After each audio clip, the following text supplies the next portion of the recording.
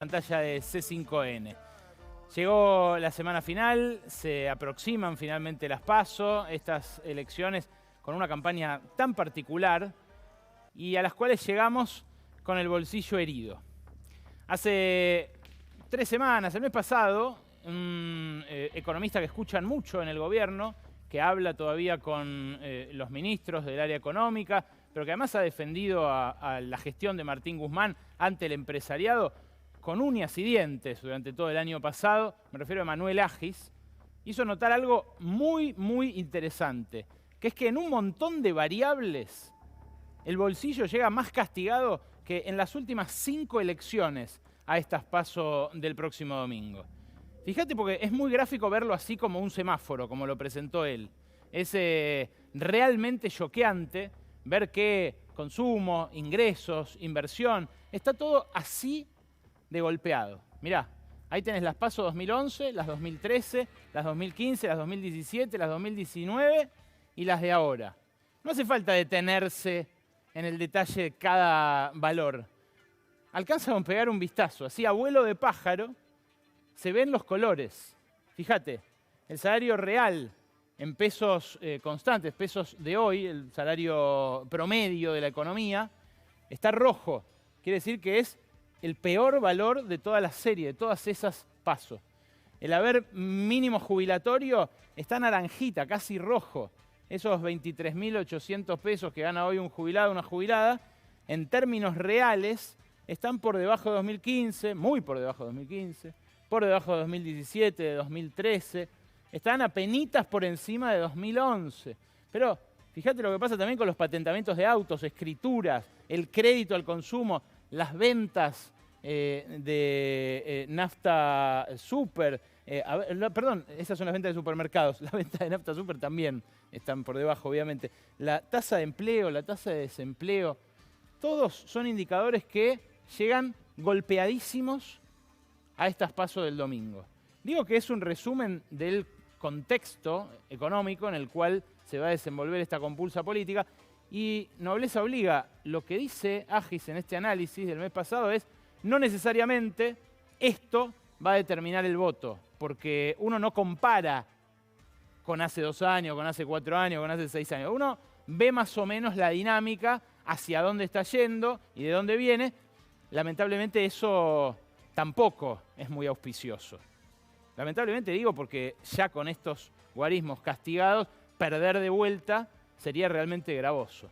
Pero para ver más en perspectiva algo que se discutió mucho en esta campaña, a pesar de que por lo general la temática fue toda bastante nimia, bastante banal, voy a apelar a otro análisis que hicieron en este caso economistas rosarinos, economistas críticos, heterodoxos, que conforman el grupo MATE, Mirador de la Actualidad del Trabajo y la Economía.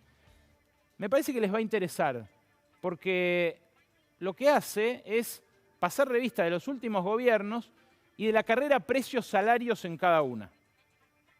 Vamos a verlo desde el principio, porque realmente me parece que es bastante gráfico del desánimo, de la sensación de apatía que invade a la gente frente a esta elección, y también de esto, ¿no? de cómo el bolsillo llega de castigado a este 12 de septiembre. Fíjate, acá en el primer lugar tengo al gobierno de Néstor Kirchner. La carrera precios-salarios, ahí la tenés. Tenés en amarillo el salario y en celeste los precios. Arrímate, Manchi, así la ves bien de cerca. En el gobierno de Néstor Kirchner, los salarios crecieron por encima de la inflación durante todo el periodo. Y por eso el saldo fue una mejora del 21% del salario real. Una mejora que, por supuesto, partía del subsuelo de aquel 2003 post-devaluación. Pero 21 puntos por arriba, y si la puede dejar quieta, se ve como en todo momento la evolución de los sueldos va por encima de los precios. Con Cristina Fernández, en su primer periodo, entre 2007 y 2009, los precios y los salarios crecen parejo. Desde 2010 empieza la inflación a verse más que compensada por la suba de los salarios. Y por eso hay otra mejora del 9% que le permite, acordate, en aquel 2011 el 54% de los votos. Después de esto viene el segundo periodo de Cristina Fernández, el tercer kirchnerismo, diría Matías Culfas. Bueno, en este periodo, el freno de la inflación, recién al final, el freno de la inflación real, porque acá estamos tomando inflación real, no la del INDEC, están tomando ellos la inflación promedio de las provincias, que en aquel momento marcaban 25% de inflación, 30% de inflación, no 10%, como le daba a Guillermo Moreno en el INDEC. Fíjate, el freno sobre el final de la inflación permite justamente que el crecimiento de los sueldos supere el de los precios y se da esta mejora en el total, punta a punta, del 3%. ¿Qué pasa con Macri? Digo, esto es algo que explica por qué el macrismo no habla de inflación en esta campaña, porque tranquilamente podría estar hablando de inflación. Martín Guzmán pronosticó 29% en el presupuesto, estamos arriba del 50%, todavía no en la marca que dejó Macri del 54%, pero estamos ahí, interanual 52% dio la última. ¿A quién le aumentó el ingreso 52%? Bueno, este fue el saldo de Macri. 23 puntos de recorte del poder adquisitivo de los salarios, una devaluación inicial que provocó un retraso salarial feroz y que después en ningún momento se compensó, pero en los últimos 2 años sí se disparó la inflación violentamente a partir de la mega devaluación de 2018. Las sucesivas mega devaluaciones. Acordate vos que, al margen de que dicen que la última, que su gobierno terminó el 11 de agosto, con las PASO, aquellas que ganó Alberto Fernández, bueno, este es el saldo. Punta a punta, esta es la carrera precios-salarios y el salto final que tuvieron los precios es lo que explica el deterioro salarial que hubo con Macri. Finalmente, lo que va del gobierno de Alberto Fernández, que por supuesto no llega todavía hasta el 2023, lo que va del gobierno de Alberto Fernández, por decreto empezó ganándole ahí los sueldos a los precios, pero después la inflación y la aceleración de la inflación hizo que volvieran a perder los sueldos. Están perdiendo de vuelta y están perdiendo de vuelta ahora. O sea, en el primer trimestre hubo ahí un intento, una recomposición. En el segundo hubo otra vez una pérdida fuerte. Y ahora con la reapertura de las paritarias sí se vive un reverdecer del consumo, pero claramente todavía no aparece la demanda que el gobierno espera para que la economía repunte fuerte el año que viene. En ese contexto se inscribe la herencia de Mauricio Macri, el yunque que pesa sobre nosotros, sobre nuestros hijos, y el problema de cómo hacer para recuperar ese poder adquisitivo con ese yunque sobre la cabeza. Por eso es extrañísimo que Macri haya sacado el tema de la deuda en esta campaña, que haya salido a decir, bueno, se endeudaron más ellos que nosotros, una tortura de los números que, bueno, finalmente contando la deuda en pesos, la del Banco Central y que yo, les terminó dando que la deuda aumentaba más ahora que en el periodo en el que más aumentó en la historia argentina, en la historia del capitalismo moderno. Ningún país se endeudó tan rápido como lo hizo Macri en esos últimos 2 años de gobierno, y en realidad como ya lo había empezado a hacer antes Caputo con Wall Street, solo que ahí hubo un cambio de manos. Ahora, en la discusión sobre la deuda, lo que suele escucharse en estas últimas 3 semanas, digo, lo que se pudo escuchar de algo de debate serio entre los candidatos, fue, bueno, de un lado, esta mentira flagrante, que es que se endeuda más ahora que antes porque se computa la deuda en pesos y demás, y del otro lado, la idea de que hubo fuga de capitales durante el macrismo. Esto lo discuten los economistas del macrismo, lo discute Hernán Lacunza, que hizo default de la propia deuda que había emitido en pesos el propio gobierno, lo discute Guido Sandleris, que puso en marcha una aspiradora de pesos que secó la economía y le hizo prácticamente entrar en paro cardíaco. Lo discuten los economistas que llevaron adelante ese desastre, economistas que, bueno, no sé, opinan alegremente, Lucas Liach, Federico Sturzenegger, los que habían pronosticado ese 10% de inflación más menos 2 y que les terminó dando 50. Bueno, sí, esos siguen poniendo en discusión esta cuestión. Ahora, lo que pierde de vista tanto uno como otro enfoque es la cuestión distributiva. ¿A quién benefició ese endeudamiento de la época de Mauricio Macri? Y sobre esto hubo hoy, publicada en Ámbito Financiero, una nota muy interesante de uno de los directores del Banco Central, Jorge Carrera. Él es doctor en economía, es un economista heterodoxo muy respetado. Y fíjate sobre lo que hizo hincapié. La paradoja que tenemos los argentinos de ser acreedores netos del mundo, o sea, que nos deban, pero a la vez vivir preocupados por la deuda. Dice Carrera, en el ranking global de acreedores, Argentina ocupa el puesto 16, después de mirá qué países. Todos países desarrollados o ricos.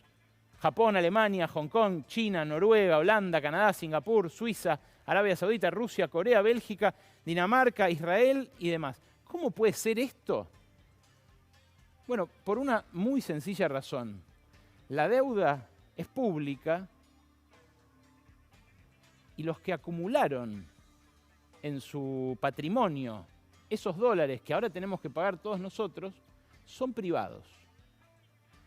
Se ve en este grafiquito que sintetiza contablemente la posición internacional de la Argentina. Es como un balance graficado. El saldo, o sea, si estás arriba de esa línea, del cero, te da acreedor neto y si no te da deudor neto. Esto por ahí es ponerse un poco técnico, pero ahora van a ver el punto al que voy. Entre 2015 y 2019, fíjense cómo crece fuertísimo la franja azul y también crece la franja roja. ¿Qué es la franja azul? La franja azul es la deuda del gobierno y la franja roja es el patrimonio de familias y empresas en divisas, o sea, en activos externos. ¿Qué es lo que pasó? Ese endeudamiento que engorda muy violentamente la deuda del gobierno, lo azul, engorda también el patrimonio en activos externos de los ricos en Argentina. Ahí dice familias y empresas, pero bueno, suponemos que las empresas son de familias, a su vez, en Argentina. Con lo cual, bueno, ahí tenés cuán simétricamente se incrementó una cosa y la otra. Pero si lo querés ver más simple, este mismo balance se puede dividir por habitante. Y ahí tenés este dato que me parece es bastante más concreto y más claro. En 2015, la deuda externa pública, o sea, cada argentino al nacer, debía $1.951. En 2019, cuando se fue Macri, eso había aumentado 70% y la deuda por habitante era $3.327. O sea, al cabo del gobierno de Macri terminamos cada uno, incluso fíjate vos, de los 45 millones de habitantes, hay 15 millones que no terminaron que no son mayores de edad, que no terminaron la escuela secundaria, que no fueron vacunados todavía, que no laburan y que ya deben $3.300 cada uno. $3.300. Y lo simétrico es esto. La riqueza en activos, la riqueza en manos privadas, era, si dividimos toda esa riqueza, todo el patrimonio, los activos privados en esa posición internacional, por la cantidad de gente que tiene activos externos, que es más o menos un 5% de la población, 2 millones de personas que declaran en bienes personales tener patrimonios gravables, que son también en muchos casos los mismos que acceden al mercado cambiario. Bueno, ese activo, esa riqueza por habitante dolarizado, era de casi $120.000 cada uno, repito, de ese grupito, de 2 millones de personas, 2 millones y medio, y cuando termina el macrismo, era de 170.000. ¿Se entiende esto? Me detengo para que se vea el cuadro completo. Por habitante, el macrismo dejó una deuda pública 70% mayor, pero por habitante dolarizado, digamos, por habitante de la cúpula de la sociedad, quedó una riqueza 44% mayor, como se vio en la pandemia. Durante la pandemia perdió la mayoría, perdimos casi todos, en el salario, en la facturación de la pyme que por ahí tenés vos que me está mirando, en la perspectiva del ingreso futuro. Pero esa cúpula, ese 1%, 0,1%, más rico ganó. Y ahí se ve hasta qué punto la cuestión de la deuda es también una cuestión distributiva, más allá de todos los condicionantes que acarrea. Lo loco es que algunos argentinos ricos, de estos que acumularon dólares que ahora vamos a tener que devolver nosotros y nuestros hijos, una vez que compran esos dólares baratos, dejan de sentirse tan argentinos. Es el caso de este marplatense, que vas a ver ahora, que fue en su momento uno de los hombres que Mauricio Macri puso en un escenario como un ejemplo para toda la sociedad, un fundador de uno de los unicornios argentinos, de unas empresas tecnológicas que valen más de $1.000 millones, y que Alberto Fernández fue a visitar en diciembre del año pasado en un acto en su empresa, en la sede de la propia Globant. Fíjate vos cómo se presenta el marplatense Guibert Engleviene, presidente para la TAM de Globant y de Globant Ventures. ¿Y la banderita esa? Acá está el flyer completo, al lado, si lo querés ver. Manchi. Ahí están los oradores que en esta Technfest están disertando entre hoy y el 9 de septiembre. O sea, es un seminario que se hace esta semana. Fíjate vos. Un uruguayo, Rafael Atquijas, una española y Engleviene, también uruguayo. Hay un par más, porque no fue un error, porque hay otro acto que también anuncian. Este es el seminario de esta semana, el otro es otra charla, en donde también. Ahí ves la banderita. Bueno, esta empresa, la empresa Globant, exporta el 80% de los servicios que genera a Estados Unidos, con muchísimo talento argentino, programadores, diseñadores, un montón de gente que efectivamente aporta un valor impresionante a empresas en su mayoría de Estados Unidos, pero Engleviene es uno de los empresarios que, como Marcos Galperín, decidió cruzar el charco y radicarse allá por una cuestión impositiva. El caso de Galperín, que nosotros acá lo hemos repasado varias veces, fue más vistoso porque Galperín lo hizo ostensible. Apenas ganó Alberto Fernández, fue a verlo y después se fue del país. Y lo dijo abiertamente, y es discutible si alguien hace campaña para una fuerza en democracia, como hizo él, que fue fiscal incluso y demás, irse del país y hacerlo además como el hombre más rico de la Argentina, con todo el impacto que eso tiene, cuando la que gana es la otra fuerza política, elecciones democráticas, que por lo menos nadie discutió en su escrutinio. Bueno, esto es algo que el gobierno va a tener que maniobrar. Esta distribución regresiva del ingreso, este deterioro salarial que ya lleva, como vieron, esta cantidad de años, desde la crisis de 2001. Algo que, va a tener que atender no por una cuestión política o electoral, sino por una cuestión económica también. Y ahí es donde entra la discusión del presupuesto, que junto con la del Fondo Monetario, el gobierno decidió correr de la campaña. El martes que viene, después de la PASO, el lunes seguro vamos a estar hablando del resultado del domingo. El martes se tiene que presentar, porque es la fecha límite, el presupuesto 2022. ¿Qué dice el presupuesto 2022? Tuvimos algún anticipo porque el martes pasado, mientras estábamos haciendo Brotes Verdes, cenó el ministro de Economía, Martín Guzmán, con el presidente de la Cámara de Diputados, Sergio Massa. Esta dupla que, ha tenido sus desencuentros. Finalmente pasó revista del presupuesto, dice el texto que va a ser de 34% la inflación el año que viene, que este año va a cerrar en 42,4%, o sea, esperan que de acá hasta fin de año esté por debajo de 2,5% cada mes, viene siendo más de 3% desde el año pasado todos los meses, desde hace 9 meses. Y hay un gran interrogante en ese presupuesto. ¿Cuánta plata va a ir a atender la emergencia social?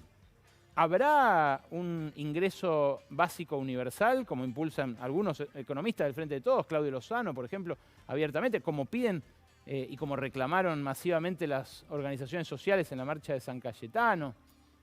Bueno, no, por la información que tengo yo, no está eso contenido en el presupuesto que vamos a conocer el martes. Sí hay partidas mucho más cuantiosas para el área de desarrollo social que van a estar apuntadas a la pequeña obra y a la transformación de los barrios populares que se han expandido durante todo el gobierno de Macri, pero que también, según denunciaron el viernes las agrupaciones piqueteras duras que se reunieron con el nuevo ministro Juan Zabaleta, siguieron creciendo muy fuerte durante el gobierno de Alberto Fernández, durante estos 2 años en los cuales, bueno, la pandemia cruzó a la economía y tachó del mapa áreas enteras, changas enteras de millones de personas que se dedicaban a ellas. Esa es la parte que todavía falta recuperar, aunque al gobierno le gusta destacar que ella está, por ejemplo, por encima de la prepandemia en empleos industriales, que son los mejores pagos, que son en su mayoría en blanco. Bueno, el problema es que esto retroalimenta un círculo regresivo en el cual los más pobres son los que pierden. ¿Cuánto soltará finalmente ese presupuesto?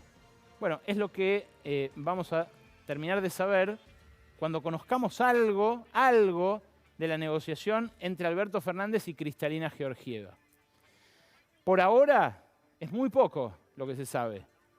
Como les decía la semana pasada, el presidente empezó a esbozar la idea de discutir el plazo máximo de 10 años que impone el Fondo Monetario. Ahora, eso no está todavía ni cerrado ni planteado siquiera formalmente.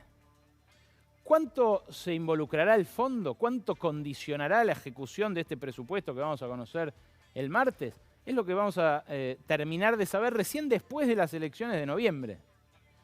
Porque lo más probable es que este presupuesto que se presente el martes sea un poco de campaña y que lo verdadero que vaya a regir el gasto público el año que viene sea lo que discuta el Congreso después del 14 de noviembre.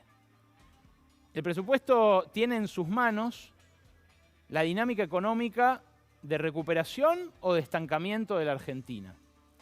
¿Por qué digo esto? Porque sí, sería justo que el salario recupere esos 23 puntos perdidos con Macri, esos 5 puntos perdidos en estos 2 años, pero no solo sería justo, es indispensable para que la economía vuelva a crecer. Todo lo que creció hasta ahora, todo lo que recuperó hasta ahora de lo perdido en la pandemia, empieza a tocar un límite. Y ese límite es que no hay quien compre. Los bolsillos no aguantan. Esa es la discusión que viene para la Argentina de 2022. Bienvenidos, bienvenidas. Así arranca Brotes Verdes.